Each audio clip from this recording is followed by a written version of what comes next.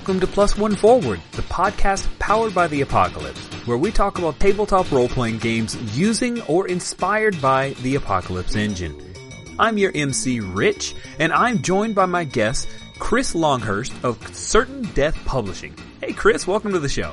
Hi Rich, it's good to be here. Alright, let's kick it off with the question of how long have you been playing PbtA games? And what was your gateway?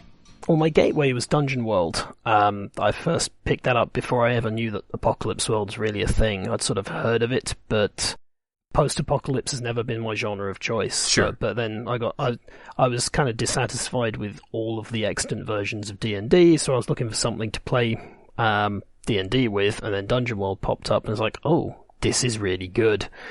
And that's what got me into it in the first place. Did you start off running, or did you DM, or did you play running? I run games always. I haven't played one in ages. Yeah, I can't remember very much about the first game I ran. I think it featured. I know it started. I tried to start in medias res, whichever of those is right, with a bunch of people fleeing on a boat and an underground river from some very angry fishmen who they'd just stolen the sacred idol of, and they ended up in a sort of long-forgotten subterranean complex. Oh man, do you run into any slee stacks?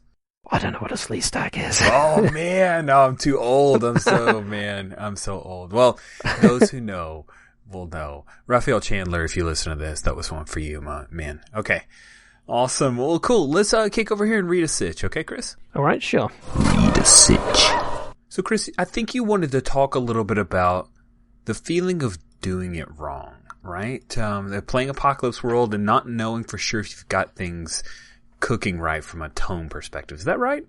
Yeah. Because having said post-apocalypse isn't really my thing, I did sit down with a bunch of friends and play Apocalypse World one time, and there's this idea in the book. It's all very grim, and it's supposed to be about these sort of post-apocalyptic badasses, right, chasing the vital things they need in a world of utter scarcity. And one of the first things we settled on when we were making the world was that one of the scarcities was nice clothes, and everything just kind of span out from there. So we've got this hard holder who's sitting on top of like a pre-apocalypse department store full of suits. And wears so many clothes that you can't actually tell anything about their physical appearance. It's just like a mound of moving clothing. And you've got a hitman who's always very well dressed because he can afford the finest things, and a brainer who runs around in a gothic ball gown. And we had a great time playing that game. It was fantastic because we were all kind of on the same page, but there's this sort of sense there that it's not quite what you're supposed to be doing with it. Yeah, I hear you, right? You read things, especially extended playbooks, that really seem to call for a particular kind of setting, like the water bearer. Yeah. Okay, well, you can reskin it, but the water bearer kind of says that water is a scarcity, right? Yeah. The playbooks, with the second edition ones especially, the playbooks tell you something about the world just by their existence. Oh, so wait, if everybody's wearing lots of clothes, how did the Skinner work? Oh man. I have no idea, we didn't have one. Maybe they take off like some of their clothing to reveal more clothes underneath. That's amazing. But check it out, chiffon. That's really cool. You know, I'm going through an Apocalypse World 2nd Edition game where we have an extended playbook options, and tonally it's very different. We don't have any of the heavies. We don't have a gunlugger, a faceless. The third session, a battle babe joined up, but he definitely was not one of those gun-toting, kill everything type deals. And this tone, it can really be different. When you have a News and a Skinner and a hard holder, the kinds of conflicts change. Yeah, very much so. But even so, it's like, to bring it back to the feeling of doing it wrong, is that when you've got your Skinner and your hard holder, and I forgot what the other one was, the News, was it? The News, yeah. Yeah. It's like, depending on how the News presents their news service, like if they present it as like a serious print newspaper or a radio show, I think it's supposed to be a radio show, isn't it? I can't remember off the top of my head. That's the general vibe, yeah. It's kind of a radio reporter. But if you think of it as like, I don't know, once a day they broadcast an hour of dad jokes like, that's a thing that somebody could say, and then there's nothing that tells them that it has to be serious, only that it has to be something newsy. Right. And that's, yeah, and I think so long as everyone's on the same page, that's fine. But there is this sort of sense I read about Apocalypse World. It's Apocalypse World especially. I read about it online. It's always very serious. My sort of original thought is that because you can do that, that's kind of one of the reasons why Apocalypse World is such an easily hackable system. It's to do with a similar sort of thing as like reskinning. Like, you can change the fiction. Say, to bring a different game entirely, 4th edition Dungeons and Dragons, you play that, you do a lot of reskinning. Like, the power works the same way regardless of how you describe it. But for a game like Apocalypse World, the fiction is part of the game mechanics. So when you reskin stuff, within a certain amount of tolerance, you're actually changing the mechanics of the game. And I think this is a half-formed theory that that's kind of how the game becomes so hackable, is because you can start out like that. You can just start saying, you can turn your Apocalypse World game into an out-and-out comedy by just changing, if you reskin the moves so that mechanically they're the same, but the fiction is different, you end up with something different. I think I hear what you're saying. I will push back a little bit because I feel like while you can have a gloss of a different tone, as long as you still stick to those basic moves, they're going to pull you back, right? You can wear different clothes, but you still, when you go aggro on someone, there are certain options that will happen in reflection to that. You do have your moves, your principles, your agendas that will still give it what it needs to function and to still be an apocalyptic setting. Yeah, that's true. I think it's possibly where I got the doing it wrong feeling from when I was doing Apocalypse World. Like, because I was running Apocalypse World and it kept rolling along, so I didn't consult the agendas, principles and stuff. So maybe if I had, I'd be able to like pinpoint just where it had started skewing off towards sort of vaguely comedic goings on instead of... I don't know. I can't not do some kind of comedy. And I even think if you look at the quote unquote source material, right? When I think of Apocalypse World, I'm thinking of Road Warrior. And I'm thinking of even Fury Road. And there are moments of comedy, right? You had the guy with the doll on his back and he's like flipping a bird as he's dying. I mean, there's definitely comedic elements to that. And so I don't think that swinging that tone necessarily makes it not Apocalypse World. It's just the taste of the group and you said you're all on the same page. That's really what you need. Yeah. I don't think you're doing anything wrong, Chris. Well, I'm glad of that. It's like I say, we all had a good time, so definitely we were doing something right. It's, I don't know, just hard to shake that feeling when it's at odds with the game as presented. It's probably why I wrote Pigsmoke as a comedy game to start with. It's just like, okay, just be silly. It's fine. Well, you know what? That is the perfect opening for us. Let's go open our brain and learn a bit more about Pigsmoke, okay? Sure thing. Open your brain. All right, Pigsmoke is a game that, as of this recording, is still on Kickstarter. It is funded, so that's great. Congratulations, Chris. Thank you. I'm excited for you. And you're on. Anyone who backs, even at the dollar level or the base level, you get access to the unedited text, so you can take a look at the game for yourself, see if it's something you are interested in. But hey, I've got you here. I might as well pick it from your brain. What is Pigsmoke? What's the setting and what's it about? The setting is, it's Pigsmoke, America's foremost college of sorcery. It's got some details in the text, but it's mostly intended to be kind of built up by the players as you play. Keeping with that kind of Apocalypse World, PbtA, build your own setting feel. Right. More broadly, it's the modern world, there's magic, and it's sort of vaguely assumed that magic is secret from normal people. Doesn't have to be if you want to play it that way, but I think, because I was building sort of with Harry Potter as a base, so... What? Wait, this does not sound at all familiar, so you're saying it's like Harry Potter, okay. It's like Harry Potter, but incredibly jaded. Nice. because Harry Potter's just like a cultural touchstone now, so by wheeling it out in my description of the game, I think once you say that, yes, Harry Potter, but you have to be in charge of the school instead of having adventures in it. Yeah, that's a fairly concise description of what it's all about. Okay, so you flip the script, so we're playing teachers in this game. When someone plays Pigsmoke, they're playing a professor then. Huh? Yeah, you'll be playing a professor, so a junior professor usually, not like... One of the things that you find in Pigsmoke is your head of department is going to keep telling you to do things, and then you have to go off and do them because they control your career. And often, demons, curses, armies of undead, things like that. So, what are the advancements? Like, after 5 advancements, can you get tenure? I just want to know. You totally can.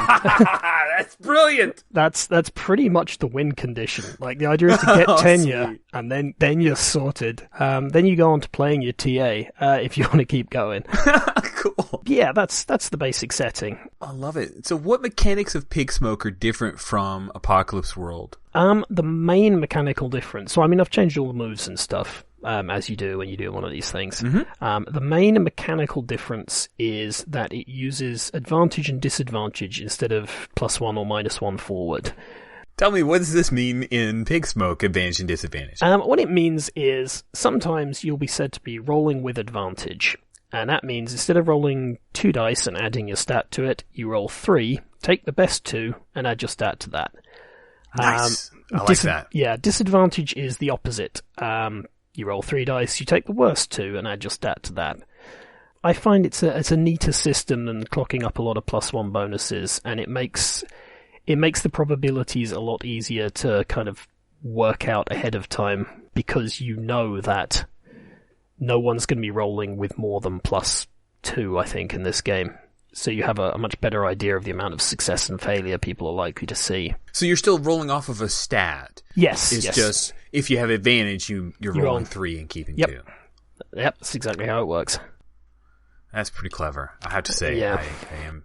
It took me a bit to warm to the idea. Yeah. But the more I see that, the more I think it's pretty awesome. the more I see it and use it, the more I just think, yeah, this is the way forward. Now, there's something more that's a little different in that you build your character with a role in a department, right? Is that right? Yes, you have 2 playbooks, essentially, and your character's a mixture of both.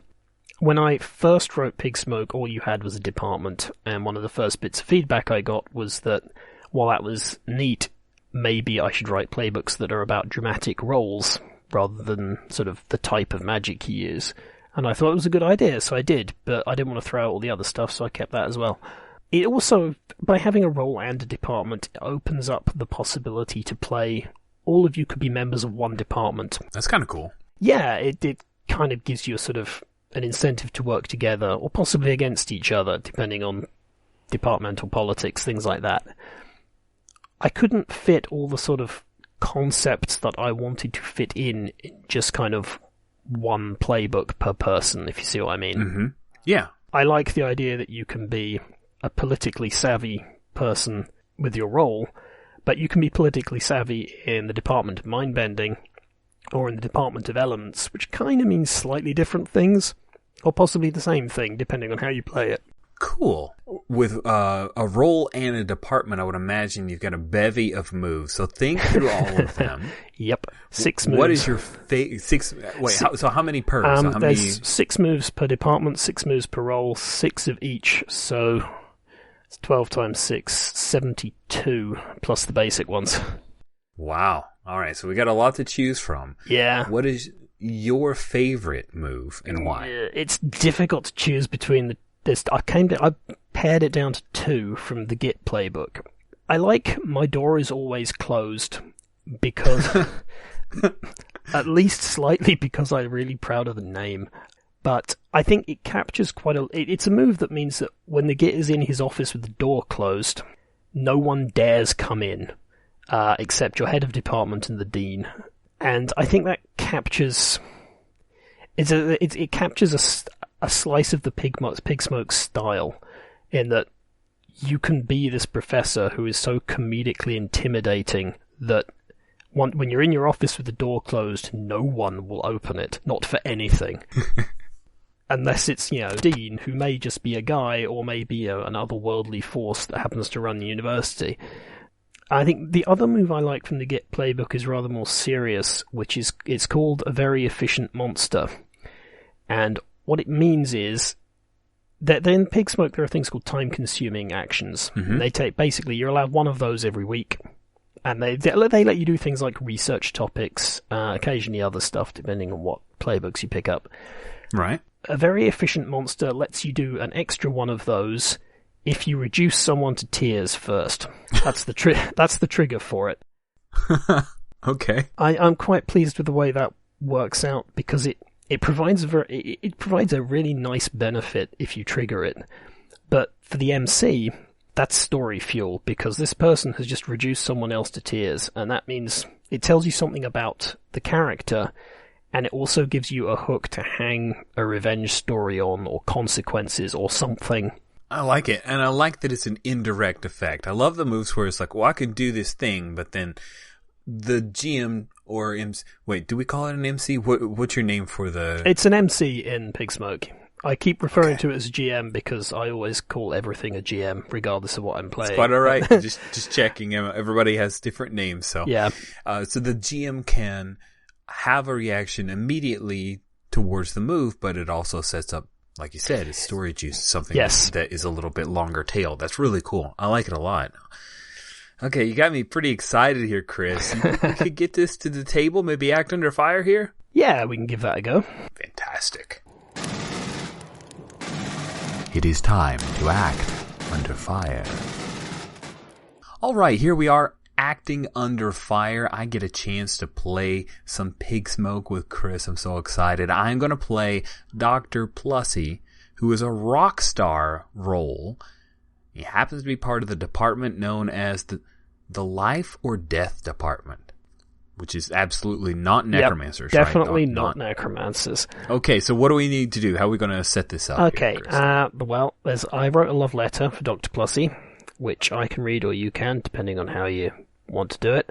Oh man, you put in the effort. I want to hear you read our wonderful love letter. Dear Dr. Plussie, everyone at Pigsmoke knows about the library ghost, but by long-standing tradition, newcomers aren't told about her until after they've encountered her for the first time. When you meet her in the game, you'll have a brief flashback to the first time you met her. Roll plus bureaucracy.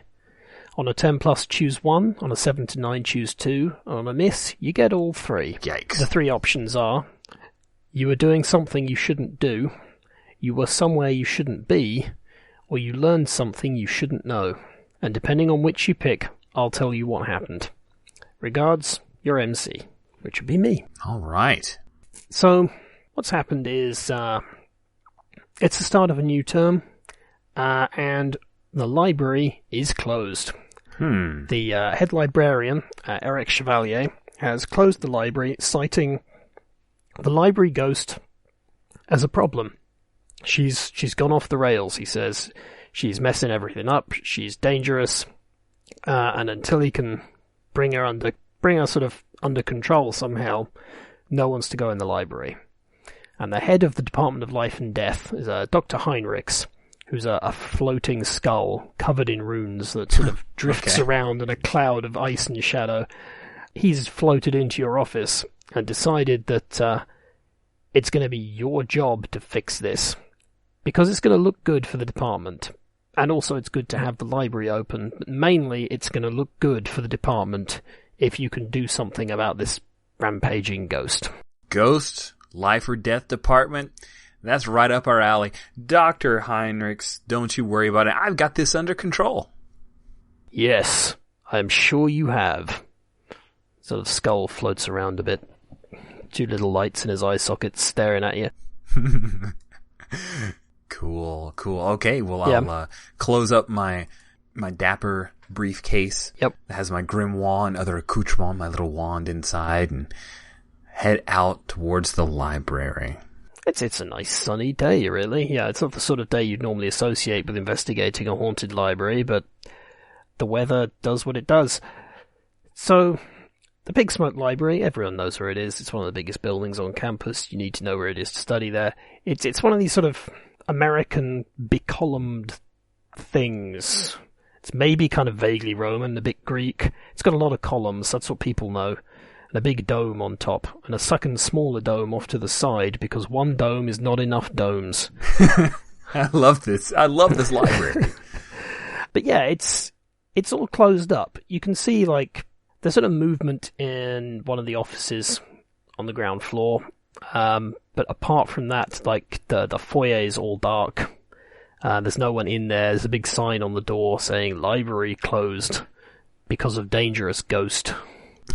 Okay. Was this printed out or handwritten, this sign? I'm just curious. It's printed out in, like, default Windows font. It's been stuck to the inside of the door with tape. I will open that door, head inside, and march right up. I'm looking for Eric Chevalier's office. Yeah. Is that the one with the light on? Yes, it is. If you head in that direction, his office is labeled Eric Chevalier, head librarian. As you approach the door, you hear from inside a sort of, like, muttering, followed by typing noises. You can tell it's angry typing noises. He's hitting that keyboard way too hard. Like, bang, bang, clatter, bang, crash, type. It's just alternating grumbling and typing. Is this the click-clack of a non-powered typewriter, or is this a keyboard from a computer? I'm just curious. It's a keyboard from a computer. He's pounding away on way too hard. Okay. Like, he's typing like it's a piano. He's playing one of those really loud Wagnerian things on it. Nice. Which is a metaphor that is escaping me as we speak. I will rap on the door a couple times with the back of my knuckles and go ahead and try the knob. As soon as you rap on the door, it just goes completely silent. But when you open the door, there's no sort of sound of someone getting up to come and get the door. No, nothing. But when you open the door, he's in there. The door's open. He's sitting behind his desk, sort of staring around his monitor at you. Eric he's a sort of man who the word rat-like was invented to describe. Yeah, he's wearing a sort of tweedy jacket, and he's got a long nose and slicked back hair, and he just generally looks incredibly shifty. And it's not helped, but he's sort of looking at you with a mixture of surprise and outrage. And he goes, "What? Who are you? You shouldn't be here. No one should be here. The library's closed."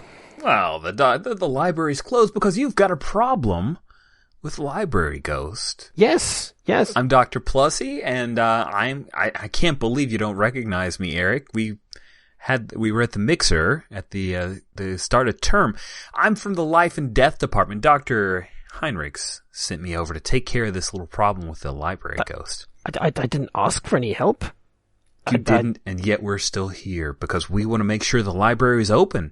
First of the semester. We really need to get things cracking. So, where is she? Crack my knuckles. He sort of looks kind of panicked, and just she roams the stacks. She throws books at people. She does terrible things. You know how she can get when she's angry. It's dangerous. It's too dangerous for anyone to go finding her. Well, I'll be happy to dip my toe into the danger. I am curious, though, Eric, what set her off? She was just like this. I came back to the library after my holiday, and she's gone from being a very helpful ghost to, just terrible. Do you see him at all? I mean, rat-like was invented to describe this guy, so I'm wondering. Yeah. Do I think he's full of it here? He's definitely hiding something. He's so twitchy that, he's definitely hiding something. I close the door and I casually walk across the room and I sit on his desk by him and his computer.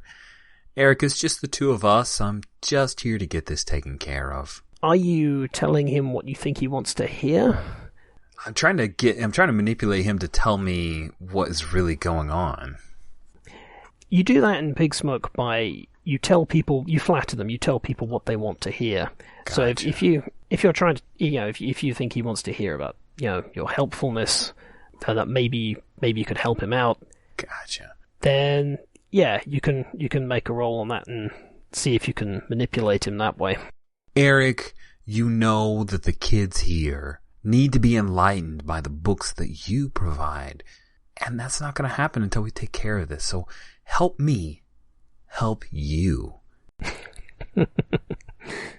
Yeah, sure. If you're gonna schmooze him, I'm schmoozing. Yep, you're schmoozing. Yep. So right. that's 2d6 plus charisma. My charisma is a +1. Here we go. I rolled a 6, but +1 is 7. 7. It says here on a 7 to 9, they'll do something simple in exchange for a payment, favor, or bribe.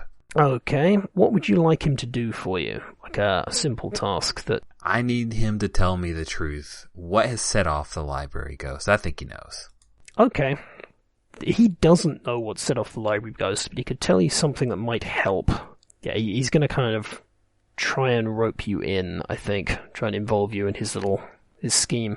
Okay. So he's like, you know how tight budgetary constraints are? And he gestures to you can sort of see his monitor from here, and it's got a fairly complex looking Excel spreadsheet up on it with all kinds of dollar signs all over. So you know how tight budgetary constraints can get around here, yeah? Oh, yeah. You know, the ghost, she's been really helpful for years, ever since I started working here. She shelves books, she chases people who try and steal things, she keeps things organized and straight. I think she even fixed a photocopier once, although I don't know how. I daren't open it, frankly. But now she's gone off the deep end.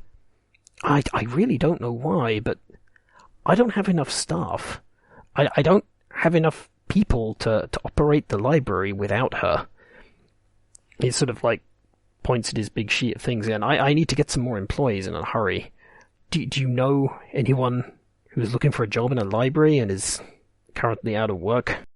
I'm sure we can summon some help for you here in the life and death department. That's the kind of stuff that we do, Eric.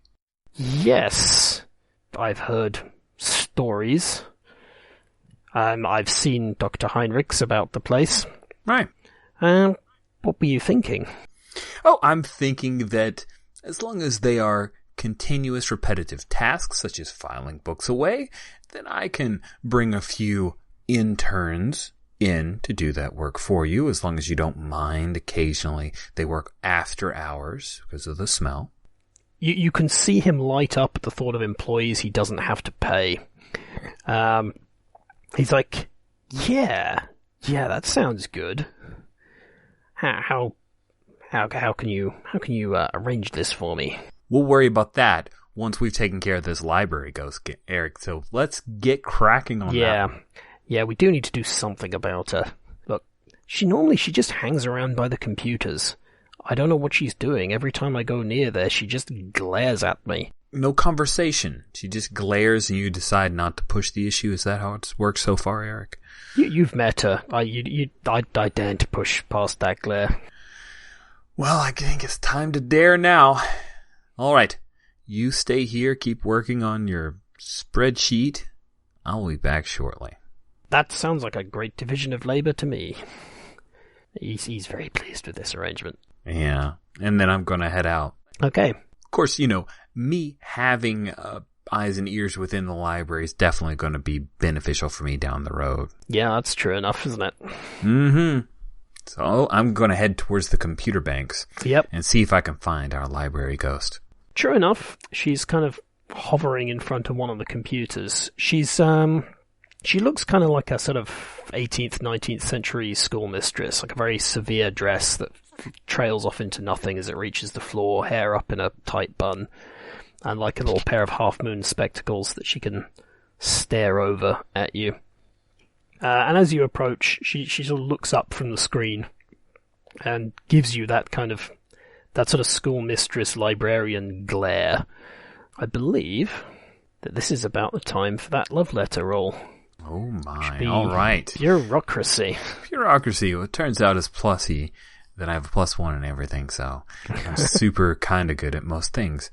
That's gonna help you out. That is a 10. I only have nice. to choose one. Okay.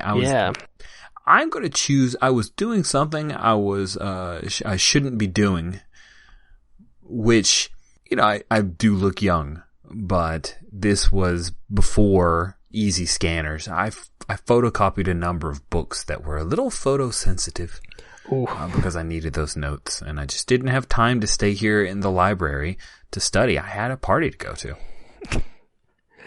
Yes, you photocopied the books, and as you were doing it, you sort of became aware of this sort of cold, this chill just growing in you. And yeah, you looked away from the photocopier, because that white light going backwards and forwards gets a bit hypnotic after a while. Mm-hmm. You looked away from the photocopier, and she was just kind of right there, just in your peripheral vision, almost close enough to touch, just glaring at you. It's a similar sort of glare to what you were doing now. If you're versed in the ways of glares, it's subtly different, but the effect is much the same. Turns out she does talk in a sort of distant, whispery kind of voice. And she gave you quite the sort of telling off for doing that. She said, "I understand the need for research to be taken outside these walls, but these are very sensitive books." And she explained to you, you pretty much already knew that, but yeah, she wasn't monstrous or terrible or anything. She sort of like she can telekinetically move the books around. And she hovers one up to her face and sort of turns the pages and inspects the damage. And goes, "This can be repaired, but as I do almost everything around here, it's another job that I need to take care of. So please in future, treat the books with a little more respect, and if you have any questions, just ask." Yeah, as you learned from talking to other people, that was a pretty good first interaction with her. Like, one of your colleagues in the department accidentally walked out with a book he hadn't checked out, and she just kind of pursued him in a sort of howling spectral horror kind of way, and he dropped the book as he ran off, and she just collected it and went back to the library. But yeah, polite little chat was just... that was a good response you got from her. Everyone tells you this. She likes me. That's why I'm not worried about this. Yeah. Yeah, she still gives you a bit of a... that's why as you approach like computer desks, she glares at you, and then you kind of see that light of recognition come on. She speaks in that kind of whispery voice again. It's like, "Oh, it's you." "Hey, LG, it is me. Doctor now. It's been a while since we talked. I understand that you are a little upset. What's going wrong?" She sort of looks like she's wrestling with something for a bit. She goes, "You're a young person, aren't you?" Yes. Yes, I am.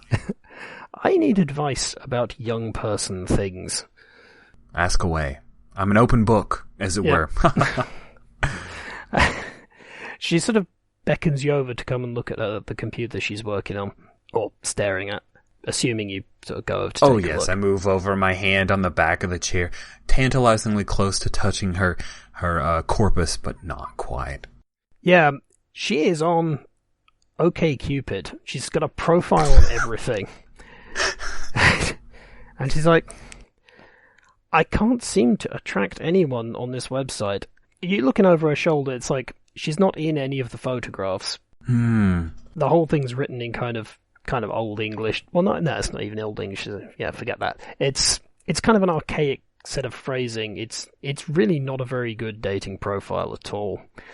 She's like, "I'm not sure quite what's come over me. At the end of last year, I was quite content just to be in the library doing library things. But something happened, I can't remember what, and now I feel the need to relive my youth again." A look on the profile. Does she actually have written in there "library ghost" for her name, or does she have a name? She does have a name. It's only her first name because she's vaguely aware of, not giving out your full name on the internet. Her first name is Cecilia. Cecilia.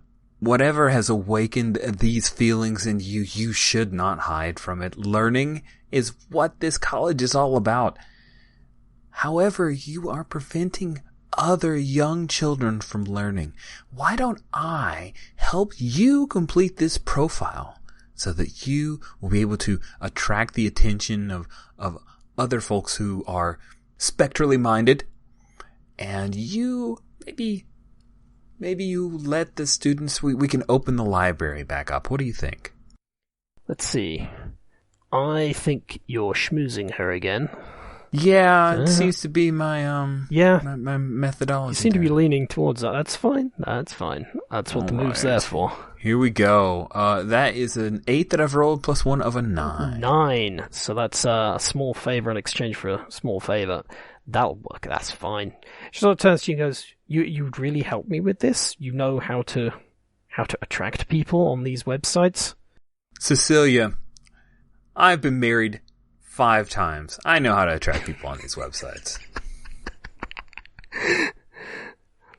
She doesn't even bat an eyelid at that. She says, "Very well. Perhaps if I have more success with this internet dating, I can find some time to go back to my duties around the library."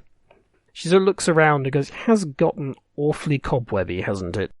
Cecilia, I'm at the risk of being a little blunt. It's a little cobwebby, and it's a little vacant. There are a lot of students with young minds that need to learn, so why don't we get back to work and we can set an appointment on your profile.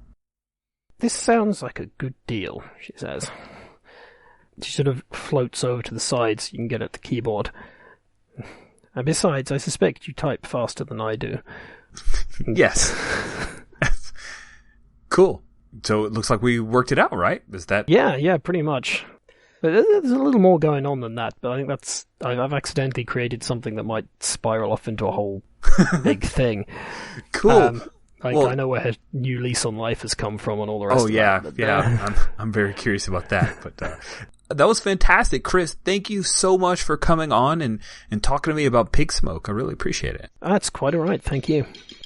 Plus One Forward is a production of the Gauntlet community and Richard Rogers. You can find us on gauntlet-rpg.com or follow us on Twitter at GauntletRPG. The games mentioned on this show use the Apocalypse engine, which is a creation of Vincent and McGay Baker. The music for Plus One Forward is from the Savage Arl Hotbed CD Gomi Daiko. The songs used are Gomi Daiko Metal version and Process. You can find more amazing tunes by Savage Arl Hotbed on their website, savagearlhotbed.com.